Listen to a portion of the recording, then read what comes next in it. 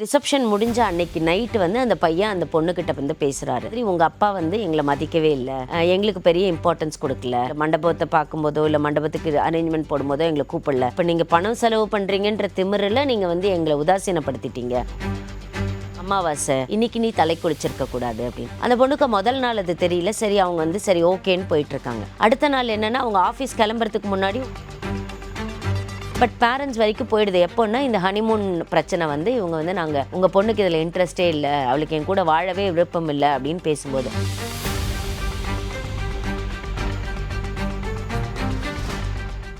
வெற்றியாளரை விதைக்கும் மண் SNS, வெற்றியாளரை உருவாக்கும் மண் SNS institutions, Kovai. IBC Tamil நேயர்களுக்கு வணக்கம். இன்று நம்மோடு பேசுவதற்கு அட்வொகேட் ராஜேஸ்வரி இணைந்திருக்க அவரிடம் பேசலாம். வணக்கம் மேம். வணக்கம். நீங்கள் அட்வொகேட், நிறைய விவாகரத்து வழக்கெல்லாம் பார்த்துருப்பீங்களா மேம்? ஆனால் உங்களுக்கே தோணி இருக்கும், என்னடா இதுக்காகலாம் விவாகரத்து வாங்குறாங்களா அப்படின்னு. அப்படி நீங்கள் பார்த்த வித்தியாசமான விவாகரத்து வழக்கு சொல்ல முடியுமா மேம்? ஆக்சுவலி விவாகரத்து இதுக்காக வாங்கணுமா அப்படின்னு கேட்குறத விட நிறைய நேரங்களில் என்னென்னா, இப்போ பொதுப்படையாக ஒரு வெளியிலேருந்து நம்ம பார்க்குறோன்னு வச்சுக்கோங்களேன், அது நம்மளுக்கு இது ரொம்ப சின்ன விஷயம் தானே, இதுக்கு நீங்கள் விவாகரத்துக்கு வரீங்கன்னு தோணும். ஆனால் அந்த இடத்துல இருக்காங்கல்ல, அந்த பர்டிகுலர் பீப்புளுக்கு வந்து அது ரொம்ப சாதாரண விஷயமா தெரியாது. அவங்க என்னென்னா, உங்களுக்கு அது சாதாரணமாக தெரியுது, ஆனால் எனக்கு தினம் நான் அனுபவிக்கிற ஒரு வேதனை, எனக்கு வந்து ஒவ்வொரு நொடியும் நான் அனுபவிக்கிற வலி அது. அதனால் அதை நீங்கள் எப்படி சாதாரணமாக பார்ப்பீங்க அப்படின்னு தான் அவங்க கேட்பாங்க. இருந்தாலும் நம்மளோட இப்போ காமன் பீப்புளோட பார்வையிலேருந்து இந்த விஷயங்களை தவிர்த்து இருக்கலாமோ, இந்த விஷயங்களை மாற்றிருக்கலாமோ, இதுக்காக இவங்க வெளியில் வந்திருக்க வேண்டாமோ அப்படிங்கிற கேள்வி வந்து நம்மளுக்கு பொதுப்படையாக வரும். அப்படி ஒரு வழக்கு தான் நான் இப்போ சொல்கிறேன். உங்கள் ஃபேமிலிக்கு 2 ட்வின்ஸு, 2 பேருக்கும் ஆனால் வந்து பெரிய ரிசம்பிளன்ஸ் எல்லாம் இருக்காது. அதில் ஒரு பொண்ணுக்கு கல்யாணம் பண்ணணும்னு முடிவு பண்ணுறாங்க. வீட்டிலேருந்து தான் அரேஞ்ச் பண்ணுறாங்க, வெளியிலேருந்து ஒரு மேட்ரிமோனியிலேருந்து அலையன்ஸ் வருது. அவங்க பார்க்குறாங்க. பட் இந்த பொண்ணு என்ன சொல்கிறாங்க அப்படின்னா, நான் வந்து அந்த பையன் கூட கொஞ்சம் பேசி பார்க்கணும், ஏன்னா என்னோடய டெம்பரமெண்ட்க்கு அவர் ஒத்து வராரா இல்லையான்னு நான் பார்க்கணும் அப்படின்னு. அவங்க வீட்லேயும் அலோவ் பண்ணுறாங்க. நிச்சயதார்த்தத்துக்கெலாம் முன்னாடியே அந்த பொண்ணும் பையனும் பார்த்து பேசுகிறாங்க. பேசும்போது அந்த பொண்ணு சொல்ல ஆரம்பிச்சிட்டாங்க, என்னென்னா, நான் வந்து ரொம்ப பேம்பர்டு சைல்டு தான் எங்கள் வீட்டில். அதாவது ரொம்ப பெருசாக வேலையெல்லாம் செய்ய மாட்டேன், வீட்டு வேலை எதுவும் எனக்கு கிடையாது. ஏன்னா எனக்கு ரொம்ப வசதியாக தான் என்னை வச்சுருப்பாங்க. நான் வெளியில் போவேன், ஸ்கூல் போவேன், ரிட்டன் வருவேன், காலேஜ் போவேன், ரிட்டன் வருவேன். சாப்பாடு அதெல்லாம் அம்மா தான் பார்த்துப்பாங்க. அதனால் வீட்டு வேலை செய்கிற பழக்கம் வந்து எனக்கு அவ்வளோக்கா கிடையாது. அதுக்குள்ளார உடனே நான் ஜாபுக்கு போக ஆரம்பிச்சிட்டேன். ஸோ ஜாப்லேயும் நான் இருக்கேன், எனக்கு அந்த பழக்கமும் இல்லை.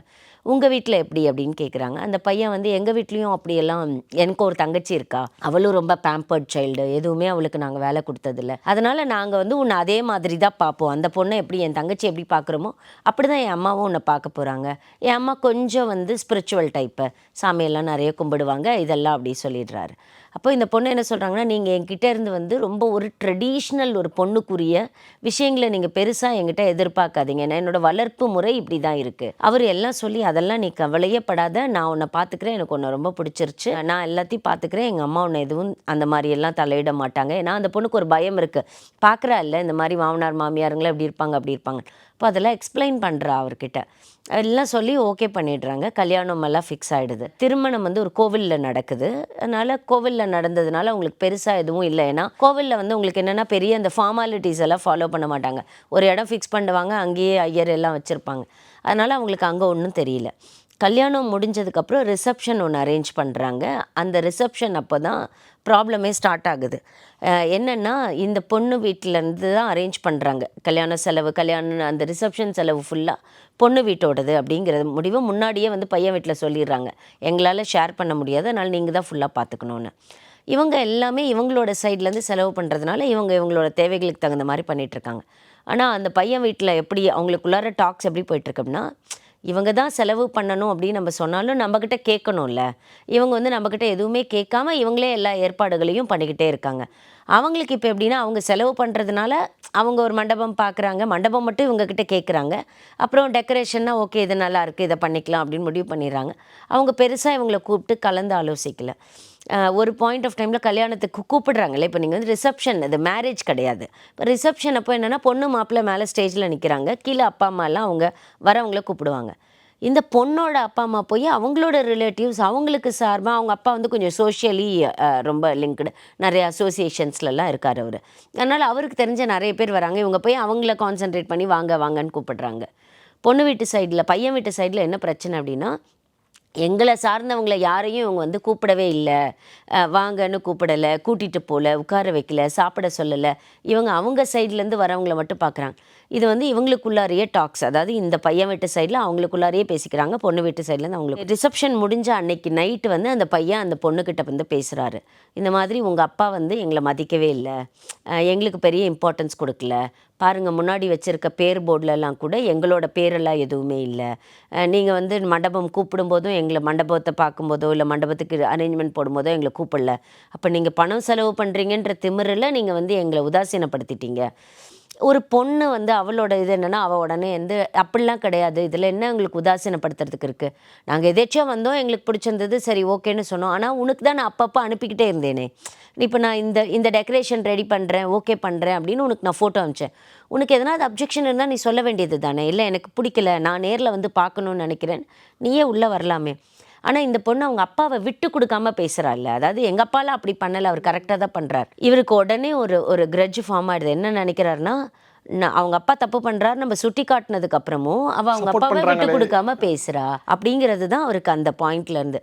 அடுத்த நாள் அவங்க வீட்டுக்கு போயிடுறார் இல்லையா, அவர் இப்போ என்ன நினச்சிக்கிறார் அப்படின்னா, நீ எப்படி உங்கள் அப்பா விட்டு கொடுக்காம பேசினேன், அப்போ இந்த வீட்டில் நான் எங்கள் அம்மாவை விட்டு கொடுக்காம தான் உங்ககிட்ட பேசுவேன், இப்போ எங்கள் அம்மா இது பண்ணுறாங்க அது பண்ணுறாங்கன்னு என்கிட்ட நீ வந்தீன்னா நான் உனக்கு சப்போர்ட் பண்ண மாட்டேன், எங்கள் அம்மாவுக்கு தான் சப்போர்ட் பண்ணுவேன், தப்பே பண்ணியிருந்தாலும் ஒன்று. அப்போ அவங்க அம்மா அடுத்த நாள்லேருந்து என்ன ஆகுதுன்னா, இவக்கு வேலைக்கு போகிற பொண்ணு இல்லையா, அடுத்த நாள் காலைல கேஷுவலாக தலை குளிச்சுட்டு வந்துட்டாங்க ஆஃபீஸ் போகணுமேன்ட்டு. அவங்க அம்மா வந்து இன்றைக்கி இன்றைக்கி வந்து சனிக்கிழமை அமாவாசை, இன்றைக்கி நீ தலை குளிச்சிருக்கக்கூடாது அப்படின்னு. அந்த பொண்ணுக்கு முதல் நாள் அது தெரியல, சரி அவங்க வந்து சரி ஓகேன்னு போயிட்டுருக்காங்க. அடுத்த நாள் என்னென்னா, அவங்க ஆஃபீஸ் கிளம்புறதுக்கு முன்னாடி, ஒன்று கிளம்புறதுனா 9:30 மணிக்கு முன்னாடி கிளம்பிடு, இல்லைன்னா 10 மணிக்கு மேலே கிளம்பு அப்படின்னு அவங்க ஒரு கண்டிஷன் போடும். அந்த பொண்ணு என்ன கேட்குறான்னா, நான் 9:30 மணிக்கு தான் 10 மணிக்கு ஆஃபீஸ் ரீச் ஆகணும், இங்கேருந்து எனக்கு ஒரு 20 மினிட்ஸ் டைம், நான் ஏன் போய் முன்னாடி உட்காரணும் அங்கே, நான் 9:30 மணிக்கு மேலே தான் கிளம்புவேன், 9 to 9:45 நான் கிளம்புறேன் அப்படின்னா, அவங்க அந்த டைம் நீ கிளம்பவே கூடாதுன்னு அவங்க அம்மா சொல்கிறாங்க. அப்போ இந்த பொண்ணுக்கு இது என்ன, செகண்ட் டேவும் இது ஒரு இஷ்யூவாக இருக்குது அப்படின்னு.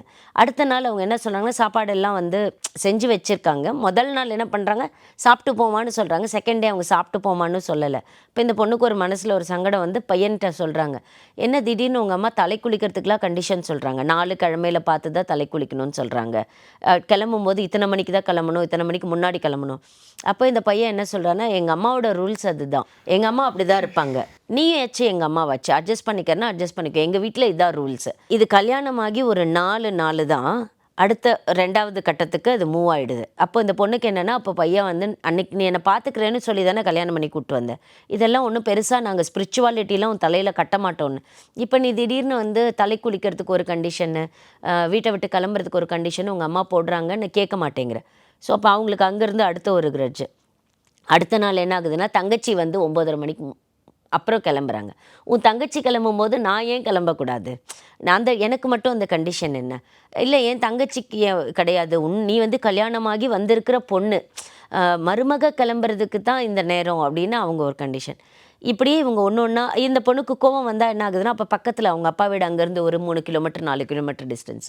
அப்போ இவளுக்கு என்ன ஆகுதுன்னா, இங்கே என்ன வந்தால் நம்மளுக்கு பிரச்சனை ஆகுதுன்னா, ஆஃபீஸை விட்டு வெளியில் வரும்போது நேராக அவங்க அப்பா வீட்டுக்கு போயிடுறாவ. ஏன்னா இங்கே வந்தாலே அவளுக்கு ஒரு இது ஒரு இரிட்டேஷனாக இருக்குது, இவங்க இப்படி பண்ணுறாங்க அவங்க அப்படி பண்ணுறாங்க, இங்கே யாரும் சப்போர்ட் இல்லை அப்படின்னு. ஸோ ஆஃபீஸ் விட்டு நேராக அவங்க அம்மா அப்பா வீட்டுக்கு போயிட்டு ஒரு 7-7:30 மணிக்கு மேலே தான் அவங்க இந்த வீட்டுக்கு வருது. ஒரு 3 நாள் அவங்க அம்மா வாட்ச் பண்ணுறாங்க பையனோட அம்மா, அவங்க அடுத்த நாள் பையன்கிட்ட சொல்லி கொடுக்குறாங்க, அது என்ன எல்லா நாளும் அவங்க அப்பா அம்மா வீட்டுக்கு போயிட்டு வரணும், வேலை முடிஞ்ச உடனே நம்ம வீட்டுக்கு வந்தால் என்ன. இப்போ ஒரு கேஷுவலாக அம்மா வீட்டில் போயிட்டு ஒரு காஃபி சாப்பிட்டுட்டு கூட, இப்போ இங்கே வந்த உடனே காஃபி கேட்க முடியல அவங்களுக்கு, வீட்டுக்கு வராங்க, வந்த உடனே மாமியார்கிட்ட காஃபி கேட்க முடியல, ஒரு சங்கடம் இருக்கும். ஆனால் அந்த பொண்ணுக்கு எங்கேயோ போய் ஒரு காஃபி சாப்பிட்டு ஒரு ஸ்நாக்ஸ் சாப்பிட்டு வரணுமான்னு ஆன் த வே அப்பா வீடு அம்மா வீடு இருக்குன்னா ஒரு விசிட் போயிட்டு வரல, ஒன்றும் தப்பு இல்லை. ஆனால் அவங்க வந்து என்ன நினைக்கிறாங்கன்னா, இது என்ன இதுவே பழக்கமாயிடுது, அங்கே போயிட்டு 7:30 மணிக்கு தான் வரா, வந்த உடனே நேராக குளிக்கிறா, போயிட்டு அவள் படுத்து தூங்கிடுறா, சில நாள் அங்கேயே சாப்பிட்டு வந்துட்டேங்கிறா, சில நாள் இங்கே சாப்பிட்டுட்டு அவள் பாட்டுக்கு போய் படுத்துக்கிறா, இந்த ஃபேமிலிக்குள்ளார லிங்க் ஆகிறது. இது இவங்களுக்குள்ளார பேச ஆரம்பிக்கிறாங்கல்ல, ஒரு பாயிண்ட் ஆஃப் டைமில் என்ன ஆகுதுன்னா, அந்த பையனோட அம்மா, பையனோட தங்கச்சி 3 பேரும் இந்த பொண்ணை பற்றி டிஸ்கஸ் பண்ணணும்னு வச்சுக்கோங்களேன். இந்த பொண்ணு முன்னாடி டிஸ்கஸ் பண்ண முடியாது. அப்போ அந்த அம்மாவோட ரூம்குள்ளார போயிட்டு அவங்க கதவை லாக் பண்ணிக்கிறாங்க. அவங்க ஒரு 1/2 மணி நேரம் 1 மணி நேரம் டிஸ்கஸ் பண்ணிட்டு தான் வெளியில் வருவாங்க. இந்த பொண்ணுக்கு என்னென்னா, இது என்ன, நான் இந்த வீட்டுக்குள்ளார இருக்கேன், என்ன ஒரு மனுஷியாவே நீங்கள் கண்டுக்கல, என்ன நீங்கள் பாட்டுக்கு விட்டுட்டு நீங்கள் 3 பேர் போய் கதவை போட்டுட்டு என்னமோ ரொம்ப நேரம் பேசுகிறீங்க, அப்போ என்ன ஐசோலேட் பண்ண மாதிரி இருக்குது, என்ன இந்த இடத்துலேருந்து நீங்கள் ஒதுக்கி வைக்கிற மாதிரி இருக்குது, என்ன இந்த குடும்பமாக நீங்கள் பார்க்குற மாதிரி இல்லை. அவங்க மனசுக்குள்ளாரையே நிறைய விஷயம், இதெல்லாம் என்னென்னா இது எல்லாமே அந்த ஃபேமிலி தனியாக அவங்களுக்குள்ளார பேசிக்கிறாங்க, இந்த ஃபேமிலி தனியாக இவங்களுக்குள்ளார பேசிக்கிறாங்க. இந்த பொண்ணு ஸ்கூலுக்கு ஆஃபீஸ்லேருந்து வீட்டுக்கு போனோடனே என் மாமியார் இப்படி பண்ணுறாங்க, என் நாத்தனார் இப்படி பண்ணுறாங்க, என் வீட்டுக்கார் இப்படி பண்ணுறாங்கன்னு அங்கே பேசிப்பாங்க. அப்போ 2 ஃபேமிலியும் என்னென்னா உட்காந்து, இப்போ பேரண்ட்ஸ் கூட உட்காந்து பேசவே இல்லை, இவங்களுக்குள்ளார அப்படியே புகஞ்சிக்கிட்டே இருக்கும். ஒரு பாயிண்ட் ஆஃப் டைமில் ஒரு கொஞ்ச நாள் கழிச்சு அவங்க ஒரு ஹனிமூன் ட்ரிப்பெல்லாம் போட்டு வச்சுருக்காங்க, பிளான் பண்ணி ஏதோ ஃபாரின் ட்ரிப் போகலான்னு அந்த பையனும் பொண்ணும் இதெல்லாம் பிஃபோர் மேரேஜே அவங்க ஃபிக்ஸ் பண்ணி டிக்கெட் எல்லாம் போட்டு வச்சுருந்துருக்காங்க. அதுக்குள்ளாரையே இவங்களுக்குள்ளார இவ்வளோ ப்ராப்ளம்ஸ் கிரியேட் ஆகிடுது. அப்போது அடுத்ததாக இந்த ஹனிமூன் ட்ரிப்புக்கு கிளம்பணும் அப்படின்னு வரும்போது என்னென்னா, இந்த பொண்ணுக்கு வந்து ஒரு ஹெசிடேஷன், நீ தான் எல்லாம் உங்கள் அம்மா சொல்கிற மாதிரி தானே செய்கிற, நீ அங்கே ஆக்சுவலி அந்த அம்மா வந்து சிங்கிள் மதர், அவங்க சொல்கிற மாதிரி தானே நீ செய்கிற, உன் தங்கச்சி சொல்கிற மாதிரி தானே செய்கிற. இது ரொம்ப ஈடுபாடே காட்டலை. இந்த ஹனிமூன் ட்ரிப்புக்கு கிளம்பணும், அதுக்கு நம்ம பர்ச்சேஸ் பண்ணணும் அப்படின்னா அந்த ஈடுபாடே காட்டலை. அப்போ அவள் ஈடுபாடு காட்டலை, அப்போ அவளுக்கு என் மேலே விருப்பம் இல்லை, அவளுக்கு இந்த விஷயத்துலையே விருப்பம் இல்லை, அவள் வந்து என் கூட பேசுகிறதுக்கே டைம் ஸ்பெண்ட் பண்ணுறதுக்கே ரொம்ப யோசிக்கிறா அப்படின்னு இந்த பையன் சைட்லேருந்து ஒரு வெர்ஷனை க்ரியேட் பண்ணிட்டாங்க. இப்படியே 2 பேரும் மாற்றி மாற்றி பேசி ஒரு பாயிண்ட் ஆஃப் டைமில் பேரண்ட்ஸ் 2 பேர்கிட்டையும் ஆல்ரெடி இந்த விஷயத்தை அவங்க டிஸ்கஸ் பண்ணுறாங்க, பட் பேரண்ட்ஸ் வரைக்கும் போயிடுது. எப்போன்னா இந்த ஹனிமூன் பிரச்சனை வந்து இவங்க வந்து நாங்கள் உங்கள் பொண்ணுக்கு இதில் இன்ட்ரெஸ்டே இல்லை, அவளுக்கு என் கூட வாழவே விருப்பம் இல்லை அப்படின்னு பேசும்போது இப்போ 2 ஃபேமிலியும் உட்கார்றாங்க. இவங்க என்ன சொல்கிறாங்க, நீங்கள் பணம் செலவு பண்ணலைல்ல, நாங்கள் தானே பணம் செலவு பண்ணோம், அப்போ நாங்கள் எதை முடிவு பண்ணினா உங்களுக்கு என்ன, இப்போ நீங்களும் ஷேர் பண்ணுறீங்கன்னா நாங்கள் உட்காந்து உங்கள் கூட டிஸ்கஸ் பண்ணுவோம், நாங்கள் தான் ஷேர் பண்ண சொல்லி கேட்டோமே. அப்போ அவங்க என்னென்னா, நாங்கள் தான் ஷேர் பண்ண முடியாதுன்னு உங்களுக்கு சொல்லிட்டோம்ல, நீங்கள் ஷேர் பண்ணலைன்னாலும் நீங்கள் எங்ககிட்ட கலந்து ஆலோசித்து தான் பேசணும், எங்களுக்கு உரிய நீங்கள் மரியாதையை கொடுக்கணும். அப்புறம் இந்த ஸ்பிரிச்சுவல் திங்ஸ் இதெல்லாம் வந்து எங்கள் வீட்டில் இது தாங்க முறை, உங்கள் வீட்டிலேருந்து ஒரு பொண்ணு எப்படி வளர்ந்தான்றது எங்களுக்கு தெரியாது, எப்போ எங்கள் வீட்டுக்கு வராலோ அப்போலேருந்து எங்கள் வீட்டு கஸ்டம்ஸ் என்ன, எங்கள் வீட்டில் நாங்கள் என்ன ஃபாலோ பண்ணுறோம், இதை நீங்கள் சொல்லணும். இதெல்லாம் அவங்க பேசி ஒரு பாயிண்ட் ஆஃப் டைமில் இவங்க வார்த்தையிலேருந்து நிறைய வார்த்தைகளை விட்டு, அவங்க சைட்லேருந்து நிறைய வார்த்தைகளை விட்டு, அன்னைக்கோடு அவங்க 2 பேரும் அப்படியே அந்த பொண்ணு, நான் அந்த வீட்டிலேருந்து நான் வரமாட்டேன், நான் இவங்க கூட போக மாட்டேன், எப்போ இவங்க எவ்வளோ பேசிட்டாங்களோ இதுக்கப்புறம் நான் அந்த வீட்டுக்கு போக மாட்டேன். இப்போ அந்த பொண்ணோட இது என்னென்னா, நான் இப்போ எதுவுமே நடக்கலை, ஆனால் அவங்க இப்போ இவ்வளோ சண்டையில் வந்து நீங்கள் வளர்த்தது சரியில்லை, நீங்கள் ரொம்ப வந்து உங்கள் பொண்ணுக்கு செல்லம் கொடுத்து கெடுத்து வச்சிட்டிங்க, ஒரு குடும்பத்தை பார்த்துக்கிற அளவுக்கு அவளுக்கு வந்து திராணி கிடையாது, அவளுக்கு வந்து ஒரு ஃபேமிலியை கட்டுக்கோப்பாக கொண்டு போகிறதுக்கு அவளுக்கு தெரியல, நான் எப்படி என் குடும்பத்தை நம்பி, எனக்கு இருக்கிறது ஒரே ஒரு பையன், இவன் என் குடும்பத்தை வச்சு காப்பாற்றுவா, நான் எப்படி நம்புவேன்னு அவங்க அம்மா சைட்லேருந்து. இவங்க சைட்லேருந்து நான் இவ்வளோ நாள் கஷ்டப்பட்டு என் பொண்ணை வளர்த்து அவளை இவ்வளோ படிக்க வச்சு ஒரு கிளி மாதிரி ஒரு பொண்ணை கொண்டு வந்து உங்ககிட்ட விட்டால் நீங்கள் வந்து இப்படியெல்லாம் டார்ச்சர் பண்ணுவீங்களா, நாங்கள் தான் சொல்கிறோம்ல உங்கள் வீட்டில் இப்போ சமைக்க மாட்டேங்கிறா, வீடு கூட்ட மாட்டேங்கிறா, துணி துவைக்க மாட்டேங்கிறா அப்படின்னா உடனே இந்த பொண்ணு வந்து, நான் என்ன சமைக்கிறதுக்கு தான் உங்கள் வீட்டுக்கு கல்யாணம் பண்ணிட்டு வந்தேனா, நான் என்ன துணி துவைக்கிறதுக்கு தான் உங்கள் வீட்டுக்கு கல்யாணம் பண்ணிட்டேன், உடனே அவங்க வந்து அப்போ நீங்கள் ஃபெமினிசம் பேசுகிறீங்களா, நீங்கள் வந்து சமைக்கிறது தப்புன்னு, இப்படியே வாக்குவாதம் நடந்து முடிவில் அந்த பொண்ணு என்ன சொல்லிடுச்சுன்னா, நான் வரல, எப்போ நீங்கள் இவ்வளோ பேசிட்டீங்களோ இனிமேலுக்கு நான் அந்த வீட்டுக்கு வந்தேன்னா நான் சேஃபாக ஃபீல் பண்ண மாட்டேன், நான் செக்யூர்டாக ஃபீல் பண்ண மாட்டேன் அப்படின்னு அந்த பொண்ணு அந்த வீட்லேயே இருந்துட்டாங்க. அந்த பையன் கிளம்பி அவரும் கோவத்தில், இப்போ ஒரு வார்த்தை கோவத்தில் எப்படி இருக்கும்னா, நான் வந்து என் பொருளெல்லாம் நான் வந்து எடுத்துகிட்டு போகிறேன் அப்படின்னு இந்த பொண்ணு சொன்னால், ஓகே நீ உன் பொருளெல்லாம் தூக்கிட்டு போ, நான் உனக்கு வாங்கி கொடுத்தால அதெல்லாம் எனக்கு திருப்பி கொடுத்துரு அப்படின்னு இவர் கோவத்தில் பேசுவோம். உடனே இல்லை, அப்போ நீ திருப்பி கொடுத்துருன்னு பேசிட்டேன்னா உனக்கும் வாழ விருப்பம் இல்லைன்னு அர்த்தமாகுது, அப்போ நம்ம 2 பேரும் பிரிஞ்சிடலாம், அவ்வளோதான். இது இந்த சினாரியோவை நீங்கள் பார்த்தீங்கன்னா இவ்வளோ தான் இந்த கேஸு. இந்த கேஸில் ஏதாவது பயங்கரமாக வரதட்சணை கொடுமை நடந்திருந்ததா அப்படின்னா, இவங்களும் எதுவும் டிமாண்ட் அவங்களுக்கு வைக்கல, அவங்களும் எதுவும் டிமாண்ட் இவங்களுக்கு வைக்கல. ஒரு கல்யாண செலவுனா அவங்க கல்யாணம் கோவிலில் நடக்குது, அந்த செலவுகளை ஃபுல்லாக அப்பா பொண்ணு வீட்டில் பையன் வீட்டில் பார்த்துக்குறோம், இந்த ரிசப்ஷன் செலவு ஃபுல்லாக நீங்கள் பார்த்துக்கோங்கன்ற பேச்சு மட்டும்தான். ஆனால் அவங்களுக்குள்ளார நடந்த பிரச்சனைகள் அப்படின்னு பார்த்தீங்கன்னா, எனக்கு உங்ககிட்ட ஒரு ஒரு ஒரு எதிர்பார்ப்பு இருக்கும் இல்லையா, அந்த எதிர்பார்ப்பை நான் நேரடியாக கேட்குறதே கிடையாது. இப்போ வந்து ஃபார் எக்ஸாம்பிள் ஒரு அந்த கல்யாணத்தில் எனக்கு இந்த மாதிரி இருக்குங்க, என் ஃபேமிலி வந்தால் உங்கள் வீட்டில் இருந்தெல்லாம் இப்படி நீ இன்வைட் பண்ணணும், நீ வந்து மண்டபம் புக் பண்ணும்போது பின்னாடி Discuss டெக்கரேஷன் வேணும்னா நானே கூட இன்வால்வ் ஆகலாம். இப்போ நம்ம எப்படின்னா, இப்போ அந்த பொண்ணு ஒரு அனுப்புகிறா, இந்த டெக்கரேஷனை தான் நான் டிசைட் பண்ணுறேன், டேய் எனக்கு இது கொஞ்சம் பிடிக்கல, நான் நேரில் வரேன், நம்ம உட்காந்து என்னென்ன மாடல்ஸ் இருக்கோ நம்ம பார்க்கலாம், டிசைட் பண்ணலாம் அப்படின்னு வரணும்ல. இப்போ வந்து அதில் ஒரு ஈகோ, அவங்களா கேட்கணும் என்ன, அவங்களா வந்து இது உங்களுக்கு ஓகேவா, இது உங்களுக்கு ஓகே இல்லையான்னு கேட்கணும். அப்போது இந்த ஈகோயிஸ்டிக் இதுதான் ஒரு பாயிண்ட் ஆஃப் டைமில் அவங்களுக்குள்ளார அவங்கள பேசுகிறதையே ஸ்டாப் பண்ணுது. இப்போ என்னென்னா, நான் ஏன் உங்கள் அப்பா அம்மாவுக்கு நீ சப்போர்ட் பண்ணல, அப்போ நான் என் அம்மாவுக்கு சப்போர்ட் பண்ணுவேன், நீ என்ன கேட்கக்கூடாது. இதுவும் ஒரு ஒரு டைப் ஆஃப் ஈகோ தான். இப்போ என்னென்னா, நீ ஏன் உன் அப்பாவுக்கு சப்போர்ட் பண்ணுற, அப்பா பண்ணதில் வந்து என்னை இந்த விஷயம் ஹர்ட் பண்ணியிருக்கு, நீ எனக்காக உங்கள் அப்பா கிட்ட கேளு அப்படின்னு கேட்க சொல்லலாம். அப்படி இல்லைன்னா, சரி விடுமா, இது ஒரு பெரிய பிரச்சனை இல்லை, நம்ம விட்டுட்டு கூட போகலாம். இந்த ரெண்டையுமே இல்லாமல் அவள் ஒரு விஷயம் பண்ணினா அப்படியே திருப்பி மல்லுக்கு நான் ஒரு விஷயம் பண்ணுறது, அப்புறம் நான் ஒரு விஷயம் பண்ணினா அப்படியே மல்லுக்கு ஆப்போசிட் சைடில் இன்னொரு விஷயம் பண்ணுறது. இது பண்ணணும்னு அவங்களோட மோட்டோவில் இருக்காது. அவங்க வந்து நினைக்கவே மாட்டாங்க இப்படி தான் நம்ம பண்ணணும், இவளை நம்ம இப்படி ஹாரஸ் பண்ணணும், இவளை நம்ம இப்படி ஹர்ட் பண்ணணும்னு நினைக்க மாட்டாங்க. ஆனால் நீ நேற்று பண்ணலை, அப்போ நான் திருப்பி பண்ணுவேன். அவங்க எப்படி நினைக்கிறாங்கன்னா, எனக்கு ஒரு வலி இருக்குல்ல, இந்த வலியை நான் எப்படி உனக்கு சொல்லணும்னா, எனக்கு வலிக்குதுன்னு சொல்ல வேண்டியதில்லை, நான் உனக்கு திருப்பி வலியை கொடுக்கணும். இதுதான் வந்து குடும்ப பிரச்சனைகளில் இருக்கிற மிகப்பெரிய கஷ்டமாக நான் பார்க்குறேன். இப்போ நீங்கள் ஒரு உடம்புல எனக்கு வந்து ஒரு இடத்துல அடிபட்டுருச்சுன்னு வச்சுக்கோங்களேன், நான் எப்படி சொல்லணும், எனக்கு ரொம்ப வலிக்குது, என்னை நீங்கள் ஹாஸ்பிட்டல் கூட்டு போங்க, எனக்கு நீங்கள் இந்த வலியிலேருந்து எனக்கு நிவாரணம் கொடுங்கன்றது தான் கேள்வியாக இருக்கணும். ஆனால் அதுக்கு பதிலுக்கு ஒரு கல்லை தூக்கி உங்கள் காலில் போட்டு உங்களுக்கும் காயம் ஏற்படுத்தி உங்களை கூட்டிகிட்டு போய் டாக்டர்கிட்ட நீங்களும் வாங்க, நானும் போகிறேன் டாக்டர்கிட்ட, அப்போ நான் என்ன ஊசி போட்டுக்கணும், அந்த ஊசியை நீங்களும் போட்டுக்கோங்கன்னு எதிர்பார்க்குறது வந்து குடும்ப வாழ்க்கைக்கு சரியாக இருக்காது அப்படிங்கிறது தான். ஆனால் நம்ம நிறைய நேரங்களில் என்ன பண்ணீங்க, நிறைய ஃபேமிலிஸில் கூட பார்த்திங்கன்னா, நான் பார்த்துருக்க கிளைண்ட்ஸ் கிட்ட நான் கேட்டிருக்கிறது உண்டு. அவங்க எல்லாம், மேடம் இது ஒரு பெரிய வலி மேடம், அவருக்கு அது தெரியாது, திருப்பி அவருக்கு வலிக்க வைக்கணும் நம்ம. அதே மாதிரி அவங்களும் சொல்லுவாங்க, ஹஸ்பண்ட்ஸும் சொல்லுவாங்க, மேடம் அவளுக்கு வந்து புரியவே புரியாது, அவளுக்கு வலிச்சாதான் புரியும், அவங்க அம்மா கூட பேசாதன்னு நான் சொல்கிறேன், அப்போ வலிச்சாதான் அவளுக்கு புரியும். எப்போவுமே பிரச்சனைகளுக்கான முடிவு அப்படிங்கும்போது எனக்கு என்ன பிரச்சனை அப்படிங்கிறத நீங்கள் சொன்னீங்கன்னா அந்த பிரச்சனையை அவங்க அண்டர்ஸ்டாண்ட் பண்ணிக்கலாம், பண்ணிக்காமல் போகலாம், அது வேறு விஷயம். ஏன்னா எனக்கு எப்போவுமே உங்களுக்கு பெரிய பிரச்சனையாக தெரியறது எனக்கு பிரச்சனையாக தெரியாது, எனக்கு பெரிய பிரச்சனையாக தெரியறது உங்களுக்கு பெரிய பிரச்சனையாக தெரியாது. ஆனால் இந்த பிரச்சனைகளை பேசுகிறத விட்டுட்டு திருப்பி திருப்பி நம்ம வந்து அந்த வலியை அவளுக்கு கொடுக்கணும், அந்த கொடுமையை அவரும் ஃபீல் பண்ணணும், அவருக்கும் அதை தெரியப்படுத்தணும் அப்படின்னு நினைக்கிற இடங்களில் தான் நிறைய குடும்பங்கள் பிரியறதா நான் பார்க்குறேன். இப்போ இந்த ஃபேமிலியிலலாம் நீங்கள் பார்த்தீங்கன்னா, கல்யாணத்துக்கு முன்னாடியே யோசித்து ஒரு பையனை பார்த்து அவங்ககிட்ட எக்ஸ்பிளைன் பண்ணி அவனையும் ஒத்துக்க வச்சு ஒரு பாயிண்ட் ஆஃப் டைமில் அந்த பையன் எனக்கு ஃபோன் பண்ணும்போது கேட்டான், அந்த மாதிரி மேடம் இந்த ப்ராப்ளமில் வந்து எனக்கு ஒன்று புரியவே இல்லை அப்படின்னா. என்ன எல்லாருமா பேசிக்கிறாங்க, அவங்கவங்களா முடிவு பண்ணிக்கிறாங்க, சம்மந்தப்பட்ட நானும் அவளும் எப்போ தான் பேசி முடிவெடுக்கிறது அப்படின்னு கேட்டார். நான் சொன்னேன், இப்போ நீங்கள் அவ்வளோ நாள் வாழ்ந்தீங்கல்ல ஒன்றா, அப்போ நீங்கள் பேசிக்கவே இல்லையா? இல்லை எங்களுக்கு அப்பவும் பேசுகிறதுக்கான சந்தர்ப்பமே கிடைக்கல. இந்த இந்த விஷயம் வந்து எனக்கு ஒரு பெரிய நெருடலாகவே இருக்குது நிறைய வழக்குகளில்.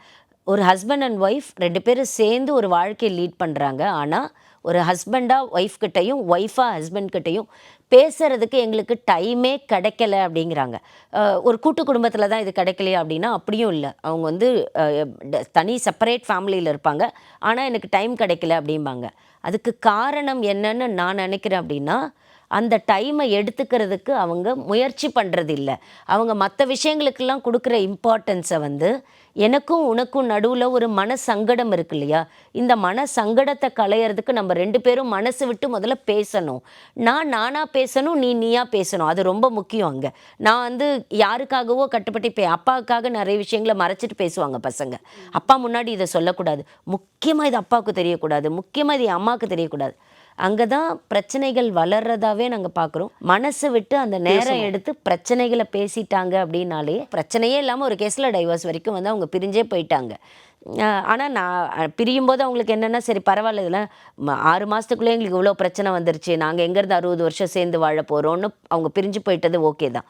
ஆனாலும் கூட இதை வந்து உட்காந்து பேசியிருந்தால் அவங்க தீர்த்துருக்கலாமோ அப்படிங்கிறது தான் எங்களோட ஓகே. அதாவது இந்த டிவோர்ஸில் வந்து பார்த்தீங்கன்னா ஒரு சின்ன ஈகோவால தான் அவங்க பிரிஞ்சிருக்காங்களா மேம்? அவங்க அப்பயே உட்காந்து பேசியிருந்தாங்கன்னா இந்த பிரச்சனையே வந்திருக்காது இல்லையா? 100% ஈகோங்கிறது என்னன்னா, உட்கார்ந்து பேசியிருக்கிறத விட, எனக்கு ஒரு கஷ்டம் இல்ல, அந்த கஷ்டத்த நான் உனக்கும் குடுப்பேன், அப்படின்னு நினைக்கிறது கூட ஒரு ஈகோவா தான் நாங்க பார்க்குறோம். ஏன்னா, இப்போ நீங்க ஈகோன்ற நெறைய பேர் என்னன்னா, பேசக்கூடாது, நான் வந்து சாரி கேட்க மாட்டேன். இதுவும் ஒரு ஈகோ அப்படின்னு. ஆனா, அந்த ஈகோங்கிற வார்த்தைக்கு நீங்க ஒவ்வொரு இடத்துலயும் வாழ்க்கையில ஃபிக்ஸ் பண்ணி பார்த்தீங்கன்னா இருக்கும். என்னன்னா, நான் இப்போ எக்ஸாம்பிளுக்கு என்னன்னாங்க, இப்போ ஒரு ஹஸ்பண்ட் இருக்காருன்னு வச்சுக்கோங்களேன். எல்லா கஷ்டத்தையும் அவரு சுமந்தாலும், தான் குழந்தைக்கோ, தன்னோட மனைவிக்கோ கஷ்டம் வரக்கூடாதுன்னு பார்த்துக்கிறது தானே ஒரு கணவனோட மிகப்பெரிய ரோல். அதே மாரி ஒரு மனைவியோட ரோல் கூட என்னன்னா, ஐயோ! இது எனக்கு தான் கஷ்டமா இருக்கு. எனக்கு ரொம்ப இதுவா இருக்கு. ஆனா, என் ஹஸ்பண்ட் இந்த வேதனைய அனுபவிக்க வேண்டான்னு ஒரு ஒய்ஃபும் நெனைக்கணும். ஆனா, அப்படி இல்லாம, நான் என்ன நீ காலையில பேசிட்டல்ல, திருப்பி நான் உன்ன பேசுறேன் பாரு.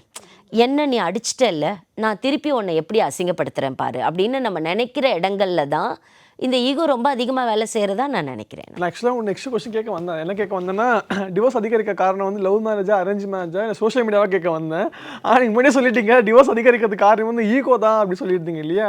இல்ல ஆக்சுவலி சோஷியல் மீடியாவோட இம்பேக்ட் வந்து இப்ப இருக்கிற மேரேஜஸ்ல கொஞ்சம் அதிகமா இருக்கிறதா நாங்க பார்க்குறோம். கனவு உலகம் அப்படின்ற மாதிரி இருக்கு. இப்ப என்னன்னா, அவங்களுக்கு இந்த பிராக்டிக்கல் லைஃப் இருக்குல்ல, அதை பத்தி அவங்க யோசிக்கிறதே இல்ல. என்ன பார்க்குறோமோ அதுதான் வாழ்க்கை அப்படின்னு நினைக்கிறாங்க. நாங்க நிறைய நேரங்கள்ல சொல்றது உண்டு. ஒரு முழு கதையை வந்து ஒரு டீசர் எக்ஸ்பிளைன் பண்ணிடாது உங்களுக்கு. டீசர் வந்து இந்த படத்தை பார்க்கறதுக்கான, உங்களை தூண்டுறதுக்கான முன்னோட்டம் மட்டும்தானே ஒழிய, அது ஒரு முழு கதையாவே இருக்கிறதுக்கு வாய்ப்பில்லை. அதே மாதிரி தான் உங்களுக்கு சோஷியல் மீடியா வாழ்க்கையும். அது முழு கதையாவே இருக்கிறதுக்கு வாய்ப்பில்லை. அது ஒரு 2 நிமிஷத்துல வந்து எதையோ அவங்க சொல்லணும்னு நினைக்கிறது தான். ஆனா, நம்ம அதை பார்த்து ஒரு இம்பேக்ட் இருக்கலாம்.